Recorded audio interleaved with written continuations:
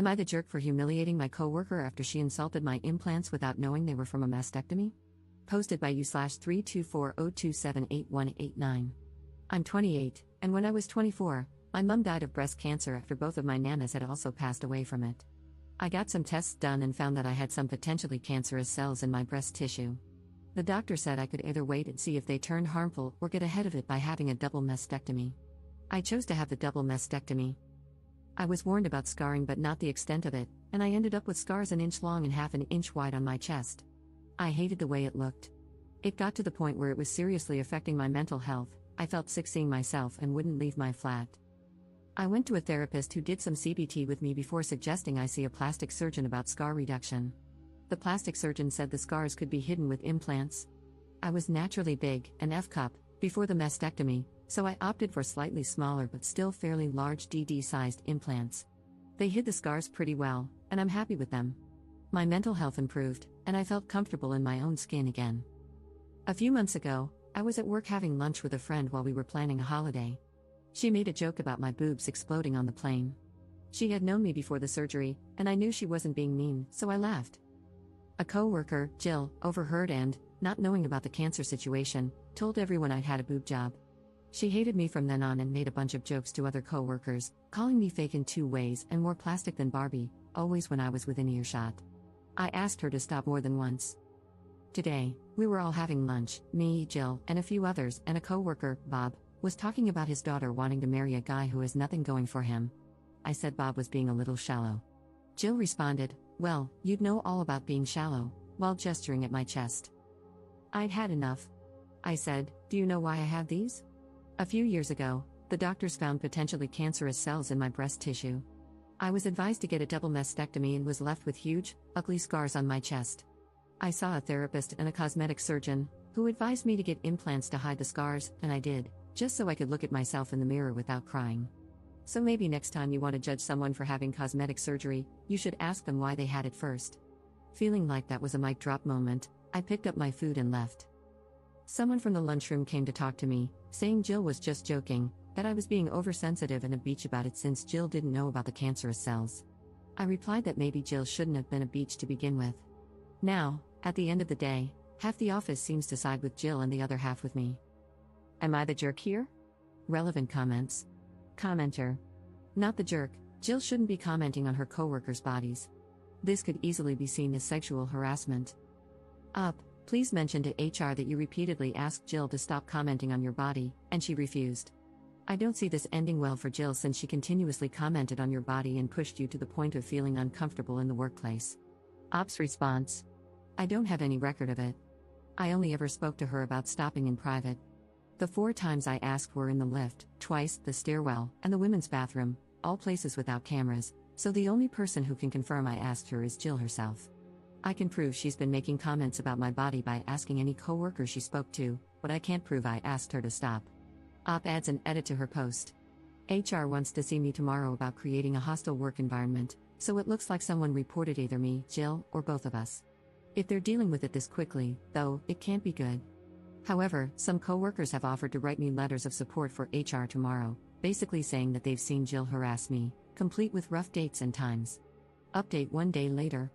For the rest of the day, about a third of my office came up to offer support, while the rest told me that Jill was just joking around and that I was being a beach. I replied that Jill had been a beach long before I was. I then received an email from HR requesting a meeting the following day. When I called for clarification, they mentioned a hostile work environment. Note, this is apparently an American term and holds little weight in England, but it's what was said over the phone. I recognized the name of the person who signed off on the email, Debbie, who happened to be Jill's friend in HR. That gave me a pretty good idea of who had reported me. Realizing that HR was already involved, I knew I needed as much ammunition as possible, so I started gathering my information. Since Debbie had been handling my case so far, it was safe to assume she would be the one reviewing the complaint, and if that was true, I was screwed. However, I vaguely remembered a section in my contract about complaints when I first signed with the company. I flipped through my contract and found a clause stating that I was contractually allowed to request a change of reviewer if I felt my assigned reviewer was biased. The term used was impartial overseer. I photocopied the page and highlighted that section. Next, I messaged the coworkers who had offered their support on Facebook and asked, HR has asked to see me.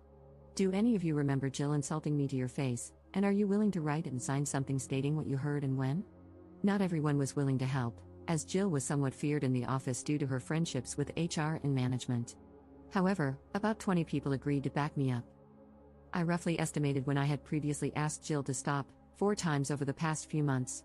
Some were easier to pinpoint because they had occurred during my break or when I first arrived at work. I wrote them all down, along with an approximate time of the lunchroom confrontation and a list of the names of those present. The next morning, I arrived at work slightly early. I went around to those who had messaged me, and most managed to provide me with a printed and signed statement, some didn't, but no big deal. The statements were concise, but they included all the necessary details. Here's a summarized version of what they said. My name is X name. I work with Jill last name and op. On X date at approximately X time, I spoke with Jill last name, during which she referred to op as quoted insult. I found this inappropriate as it directly related to op's appearance and am willing to go on record to establish that Jill last name has been discussing op in the workplace in the same manner for 3 months now, causing discomfort and creating what I feel is a hostile work environment. Signed X name. I ended up with about 16 signed statements, all from different people. One person had even witnessed the lunchroom confrontation with Jill. Some co-workers included bullet-pointed lists of everything Jill had said to them about me or others. Apparently, Jill had also made comments about a co-worker's weight and something anti-Semitic about another co-worker's nose, all of which were documented in these statements. Our office had about 45 people, so while 16 wasn't a majority, it was still a significant number. At 10 a.m., I was called to HR. I took the signed statements, the photocopy of my contract, and my notes in a folder. When I arrived, Debbie was the one handling the meeting.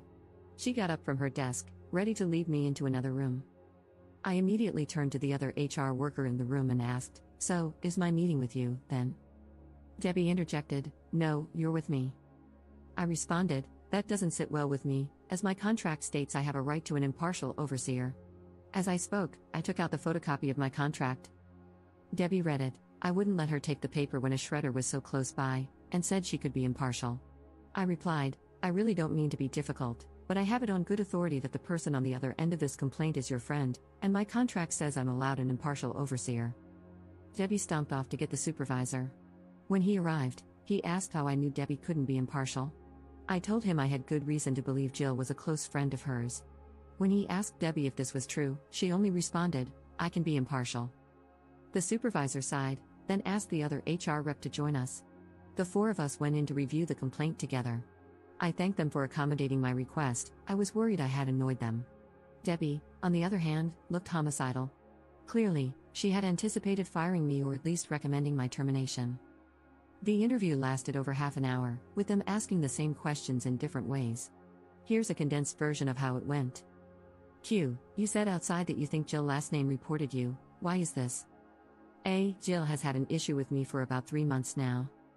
Q. Why didn't you come to us when you realized Jill had an issue? A. I had no issue with her. Q. What issue does Jill have with you? A. 4 years ago, a specialist identified potentially cancerous cells in my breast tissue. I had surgery to remove my breast tissue, thereby removing the cells and the risk. After the surgery, I was left with large scars on my chest. I went to a therapist for low self-esteem and depression. The therapist suggested a plastic surgeon, who recommended breast implants to cover my scars. All of this is in my medical history, which you have a copy of in my file and my full permission to review. Jill found out about my breast implants but didn't know about the cancer. She had a problem with my breast implants and decided to communicate this problem to our coworkers. Q. Why do you feel this is true? A. Here are 16 signed statements from different coworkers, all testifying that Jill told the entire office about my breast implants on the day she found out and has since made frequent comments about them. They include quotes of what Jill said and rough dates and times. Q. Rough dates and times? A. No one knew this would escalate to such an extent, so no one really took notes as and when it happened. Q. What event or events do you think directly led to this complaint of harassment? A. For me, harassment began when Jill told everyone about my breast implants without my consent. As for the complaint placed against me, it was probably what happened at about X time yesterday in the lunchroom. Jill made a comment about me being shallow while gesturing to my breasts, and I replied by giving her an abridged version of my relevant medical history, ending with a comment about the importance of getting the full story. There are cameras in the lunchroom, so I'm sure you'll be able to find that conversation. I'll admit I could have handled the situation better, but after 3 months, I felt I had to put my foot down. Here's a list of names of people who were also present. There were 6 people at the table, including myself and Jill.